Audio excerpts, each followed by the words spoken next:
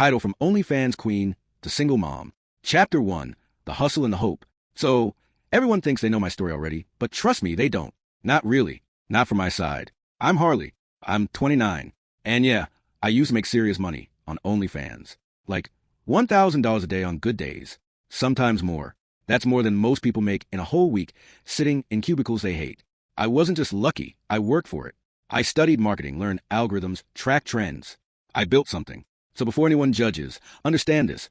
I was successful. I was independent. And I was doing what I had to do for my family. Because above everything else, I'm a mom. I have twin boys, Luke and River. They're 7 now.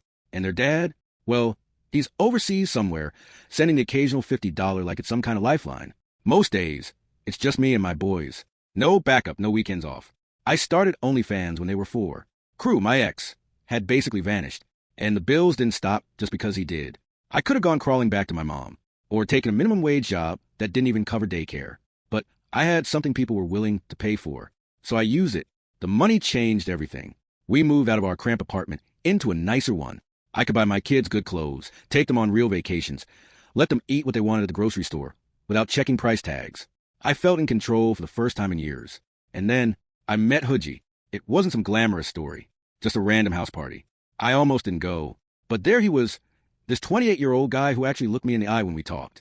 Not like the guys I dealt with all day online, the ones who thought tipping meant owning you. No, Hoodie was different. When I told him what I did, he didn't flinch. He didn't judge. He didn't make it weird. He asked smart questions about subscriber retention, brand growth, time management. He was impressed, not threatened. And for a woman like me, that felt like breathing fresh air after years underwater. What nobody sees is the work behind it all. The posting schedules, the editing, the messaging, the mental exhaustion. But he saw it, and he respected it.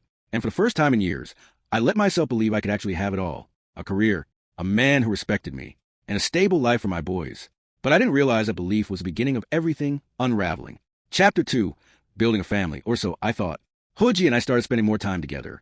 First weekends, then random midweek dinners, then sleepovers with the boys curled up on his couch like they'd always been there. Luke and River adored him. That surprised me. They're usually slow to warm up to new people, especially men. But Hoodie, he made it easy. He played board games with them, helped with homework, even showed up to one of their school events just because he wanted to see what their world looked like. I watched them laugh together at breakfast one Sunday and thought, maybe this is what stability feels like. Hoodie never treated them like baggage, never made me feel like I had to apologize for being a mom.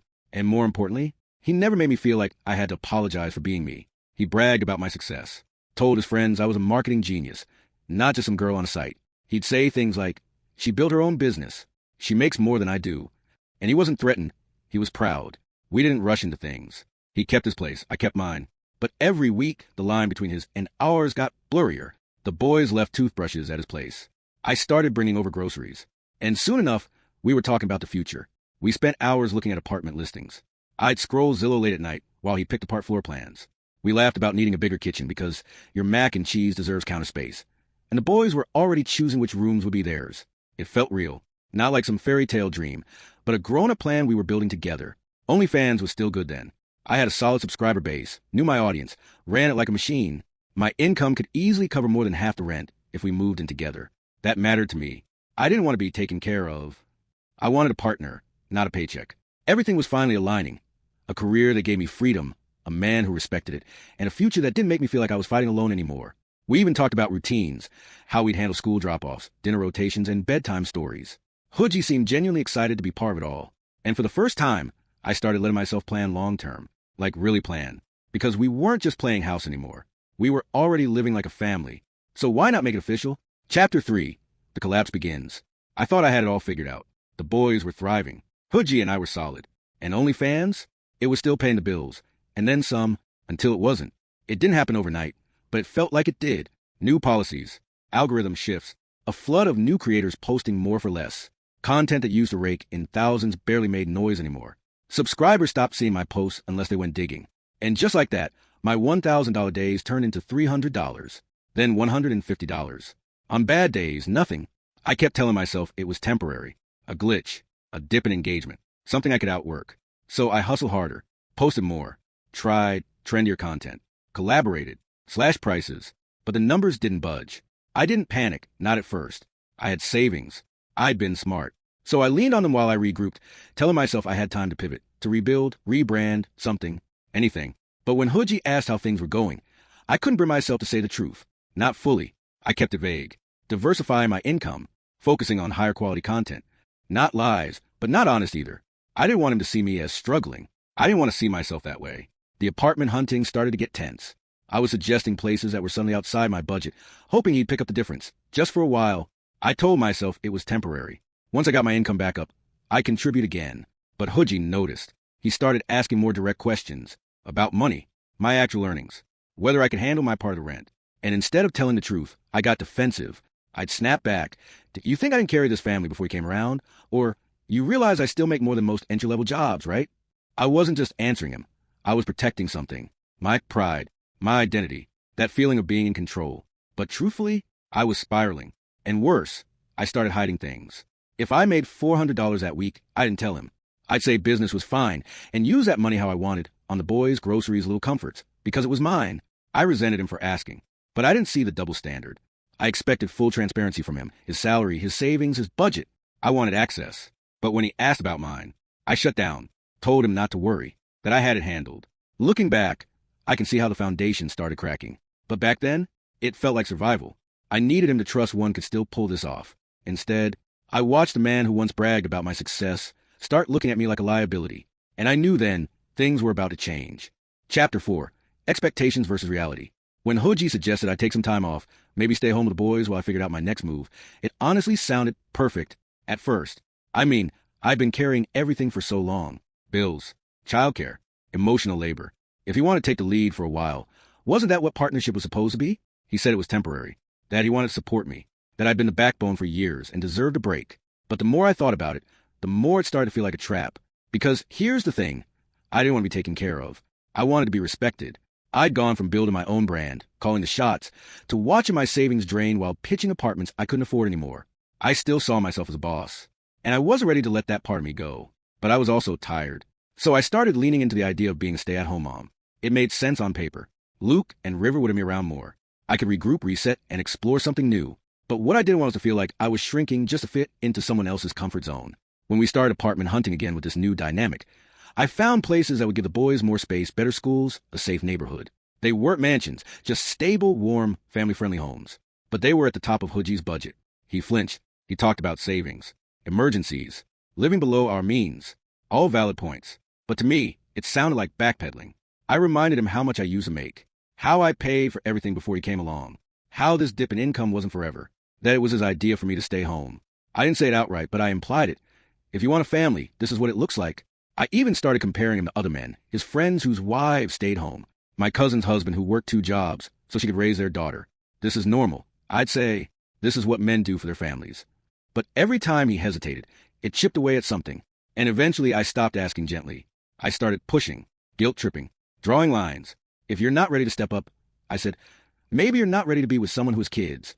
I even brought my mom into it. She had been through hard seasons with my dad and always emphasized teamwork. She told me Hoodgie needed a clearer picture, that maybe hearing it from someone with experience would help him understand what real commitment looked like. So I let her talk to him. I thought it would help. I thought it would fix things. But I didn't expect it to break everything instead. Chapter 5, The Ultimatum. I really believe my mom could help. She wasn't confrontational, just wise. I figure if anyone could help Hoodgie see the bigger picture, it was her. She'd raised 3 kids with a husband who sometimes disappeared into his own world. She knew what sacrifice looked like, what commitment felt like. She could explain that supporting a family isn't just about bills. It's about stepping up when life gets hard. But Hoodgie didn't take it that way. He came to me afterward, tense, quiet, colder than usual, and said my mom overstepped. That our relationship wasn't a family tribunal. That it felt like he was being ganged up on. And then he said it. That wasn't a conversation. That was a manipulation. I was stunned. I trusted him to handle adult discussions like an adult. My mom didn't attack him. She shared her experience. But Hoodgie, he turned it into a power play, like asking him to carry the load, temporarily, was some kind of trick. He accused me of using my emotions to trap him, of trying to guilt him into responsibilities he hadn't signed up for. As if I hadn't been clear since day one that I came with kids, with bills, with baggage. That conversation, it broke something in me. I stopped seeing him as my partner and started seeing him for what he really was, a man who loved the benefits of family, until he had to be part of one. I told him plainly, if you're not ready to be a real partner, to me, to the boys, then this doesn't work anymore. He didn't argue. He didn't fight for us. He just said, I care about you. but I'm not ready to take on all this. And that was it. 3 years of bonding, planning, parenting together. And his breaking point was a tighter budget and a conversation with my mom. He came by a few days later to pack up his things. The boys watched in the hallway, quiet, confused. They didn't understand why the man who used to make pancakes on Sundays suddenly didn't live with us anymore. They didn't know that in the end, his promises were just words. Soft, comforting words that cracked the moment life stopped being easy. And maybe that's what hurt the most. Not that he left, but that he made it seem like I was the one asking for too much. Chapter 6. Picking up the pieces. The week after Hoodgie left was brutal. Luke and River kept asking when he was coming back, if he was just on a trip, or if maybe he got sick. I didn't have a heart to tell them that the man who tucked him in and played video games on the weekend had simply opted out. I tried going back to OnlyFans. Full throttle. New content, new promos, new strategies. But the truth was, the platform wasn't what it used to be. The audience had moved on. The algorithm didn't favor creators like me anymore. I was working harder than ever, for pennies, and the stress of pretending like I had it all under control was crushing me. Savings dried up faster than I thought. The lifestyle we had, gone. I downgraded everything: apartment, food, schools. We ended up in a neighborhood I swore I'd never return to, in a unit with creaky floors and neighbors who screamed at each other through paper-thin walls. But I couldn't give up. I applied for traditional jobs, but my resume didn't impress anyone. And when people Google my name, well, let's just say they weren't interested in my marketing skills. Some interviews got awkward, others got gross. And even when I got hired, the wages barely covered childcare. Meanwhile, Hoodgie was posting on social media like none of it ever happened. Dinners out, road trips, new hobbies, new woman, someone with no kids, no baggage, someone easier to love. And when I found out 3 years after he walked out on us that he was having a baby with her, that was the last good punch I thought I could take. He wasn't child-free. He just didn't want my kids. He wasn't against being a provider. He just didn't want to provide for us. And people wonder why women like me are so guarded, so hard, so bitter, as they like to call it. It's because we've lived through being a chapter some man skipped over on his way to someone easier. And even now, in this small apartment, working a job I hate, with bills that never stop and dreams I haven't had time to chase, I'm still here. I show up for my kids, every day, because unlike the men in our lives, I don't get to walk away when things get difficult.